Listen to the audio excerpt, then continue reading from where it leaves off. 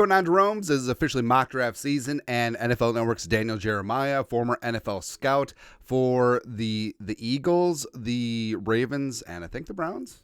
Maybe just Eagles and Ravens. But, yeah, he's been in the trenches, still has those connections, goes way back like chiropractic with like Joe Douglas and whatnot. And we say this a bunch, like Daniel Jeremiah as well as Bucky Brooks. They do great stuff on the Move the Six podcast, and they have the connections. So it's interesting to see how their mock drafts shift versus information put out there, and then all of a sudden they hear what's going around the leagues with scouts and decision makers, like, oh, maybe they're higher on this guy versus the draft community, draft Twitter, etc. But also, you do need to take into account that early on last offseason, he had the Vikings taking Hendon Hooker at 23. Hooker ended up going 68 overall to the Lions. It is what it is. But DJ, in his mock draft 1.0, gave the Vikings Byron Murphy II out of Texas. I kind of love that a lot. But what's interesting, we'll get into interesting stuff, but dropped his mock draft 2.0. Run on quarterbacks. I think that with the quarterback tax, I think that there could and should be a run there. And the Vikings, if they want to get their guy, they may have to trade up. So Williams 1 to the Bears. There's no trades in this one.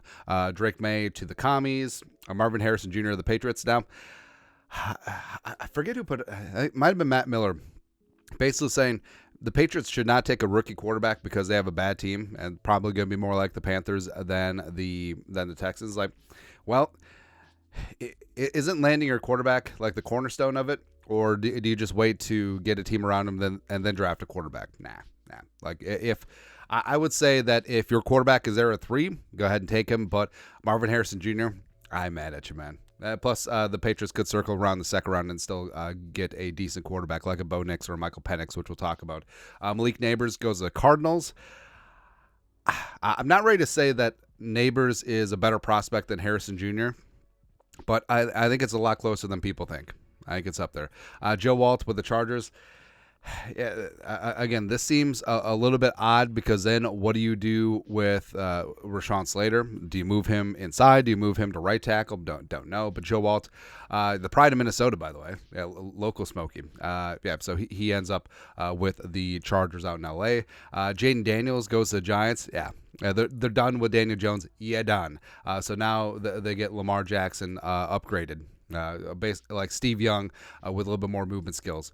Olu Fashanu going to the Tennessee Titans. So Fashanu as well as Skoronski on that left side, it's pretty damn good. 8, the Falcons taking J.J. McCarthy Dynamite. So the Vikings miss out on the big 4 quarterbacks. Now, like we said, is interesting. So DJ, in his mock draft 1.0, did not have J.J. McCarthy as a first-round pick. But then, a couple weeks have passed, hearing some more information, I'm sure from his contacts and the way that the league sees players, all of a sudden, ooh, boop. Plus, what's interesting is in his 1.0, he had Bo Nix as the number 14 overall pick to the Saints. And then in 2.0, Bo Nix drops out because apparently none of his teammates went to his birthday. Wait, no, that's Bo Callahan. Either one. Stupid Badger. Like, hey, when's the last time Wisconsin's had a quality quarterback prospect? Get the hell out of here, man. Even though we are a big proponent of scout the player, not the helmet, but screw Wisconsin. Rome Odunze going to the Bears. So they get Odunze on the outside with DJ Moore as well as Caleb Williams. I mean, that's a good start. Plus, they're probably going to trade Justin Fields. I know that people are saying, well, we're not trading Justin Fields for anything less than a first-round pick. I think they'll be lucky to get a high second-rounder or the trade or the draft chart equivalent of, as I choke and die. Ooh, that's a good one. Fuaga going to the Jets. Yeah, that makes sense. Third tackle off the board. Vikings getting Dallas Turner, Chip Burner, Dallas Turner, first edge off the board. Now, this is what DJ wrote. I wouldn't rule out the Vikings drafting quarterback early, but I'm not sure they'll have the ammunition to trade up for one. With Danielle Hunter heading to free agency, they address the need for pass rush help. And I do love me some Dallas Turner. I feel like that he has the most upside of the other 2 edge rushers, Latu as well as Jared Verse.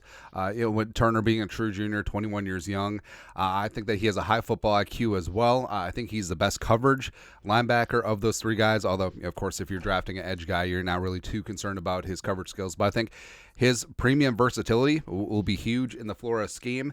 And if the Vikings do lose Danielle, perfectly fine running it with Dallas Turner. And I think that he's the type of prospect where, I mean, yeah, played some great football through his 3 years at Tuscaloosa, but he's only going to get better. I think that he has room to fill out his frame a little bit more. And yeah, some Von Miller adjacent comparisons there. I think Hassan Riddick is pretty applicable as well.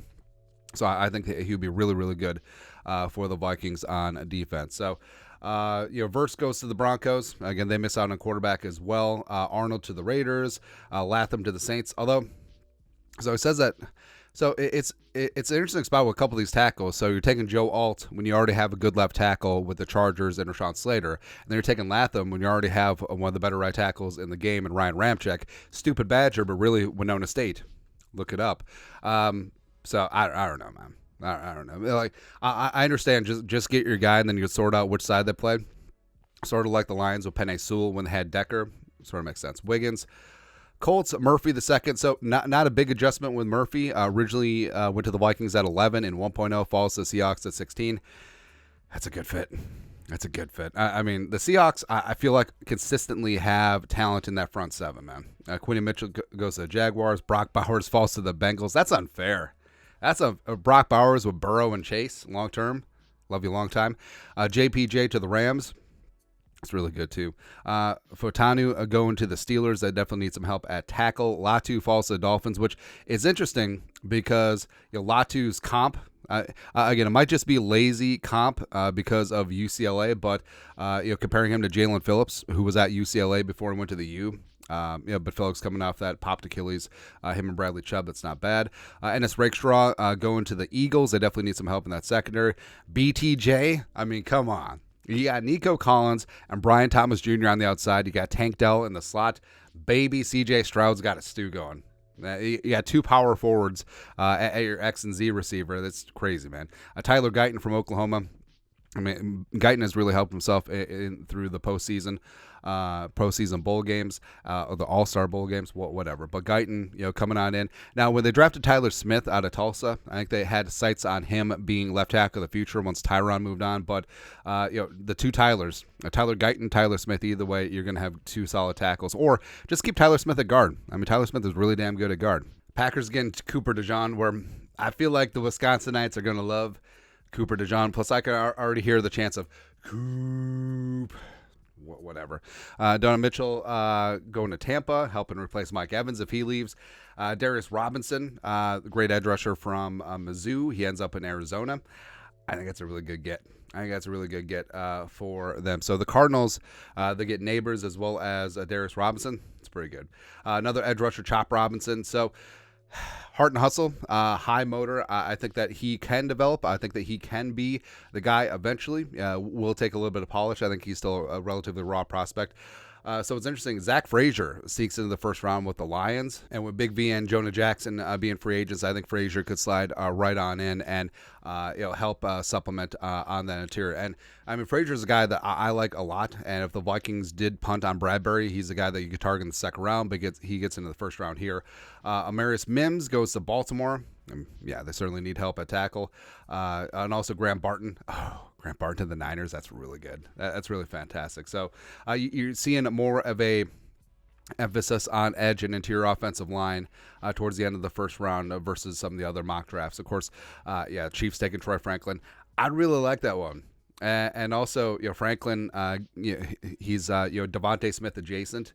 I think him and Rashee Rice are going to be really, really good for Mahomes going forward. But, like we said, definitely love and trust what Daniel Jeremiah does. And also, I feel like he's privy to more connections, information than a lot of the media people doing all these mock drafts. So it is really interesting to see the board subtly shift as we go through postseason, draft season, combine, pro days, etc. But if there is a run on quarterbacks and the Vikings just stick and pick at 11, I mean, Dallas Turner is really solid.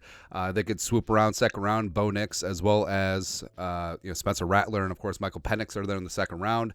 That could be a decent consolation prize of 42, or potentially moving up. But anyways, your thoughts are thoughts. Take a look at Daniel Jeremiah's mock draft 2.0. Let us know in the comment section below. Subscribe for daily Vikings takes. You guys know what to do. Skol, production value.